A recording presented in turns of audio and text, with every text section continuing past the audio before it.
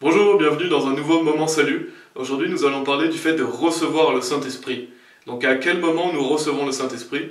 La Bible est claire, nous recevons le Saint-Esprit le jour de notre salut.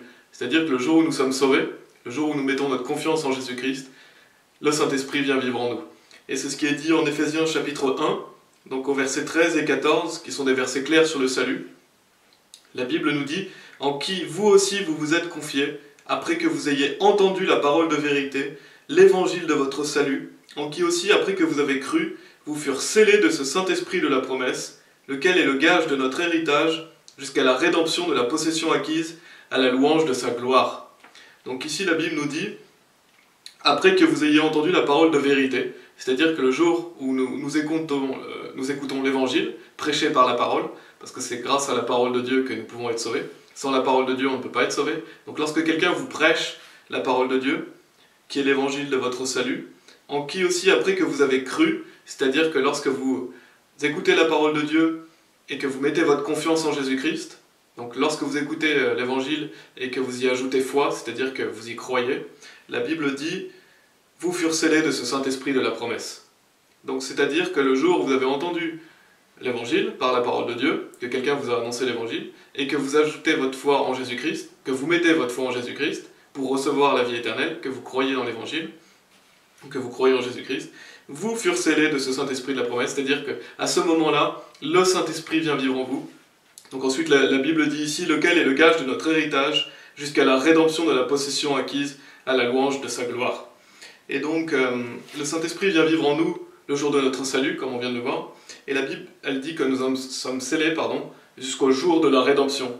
Et c'est ce qui est dit en Éphésiens 4, au verset 30, la Bible dit « Et n'attristez pas le Saint-Esprit de Dieu par lequel vous êtes scellés jusqu'au jour de la rédemption. » Donc c'est-à-dire que le Saint-Esprit vient vivre en nous et nous en sommes scellés. Nous ne pouvons plus le perdre, donc ce qui prouve clairement que le salut est éternel, parce que si le Saint-Esprit vient vivre en nous pour toujours, nous sommes sauvés pour toujours. Et la Bible dit ici que n'attristez pas le Saint-Esprit de Dieu. Pourquoi? Parce que lorsque vous êtes sauvés, vous pouvez toujours marcher par la chair, vous pouvez toujours commettre des péchés, et si vous marchez par la chair, si vous commettez des péchés, eh bien vous allez attrister le Saint-Esprit. Donc c'est ce que dit la Bible ici. Donc on ne peut pas perdre son salut, une fois qu'on est sauvé, c'est pour toujours, mais on peut attrister le Saint-Esprit. On peut, et d'ailleurs on en subira les conséquences, parce que si nous désobéissons à Dieu, si nous commettons des péchés, Dieu qui est notre Père va nous châtier. Et c'est pour ça que la Bible nous dit de ne pas marcher par la chair, mais de marcher par l'Esprit. Parce que si nous marchons par l'Esprit, eh ben, nous n'allons pas accomplir les désirs de la chair. Et ce verset, Éphésiens chapitre 4, verset 30, montre que nous sommes scellés du Saint-Esprit jusqu'au jour de la rédemption. C'est-à-dire que le Saint-Esprit vient vivre en nous pour toujours.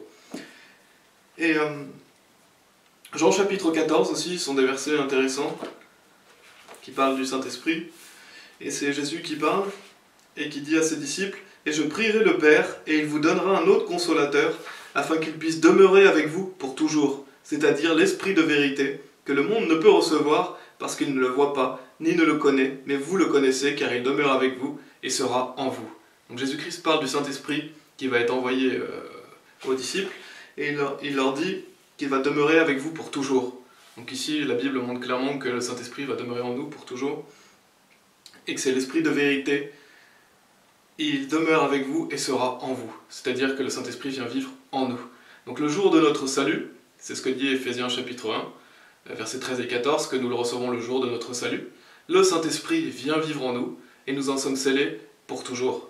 Et donc le Saint-Esprit ne va pas nous quitter à un moment donné, non, il reste en nous.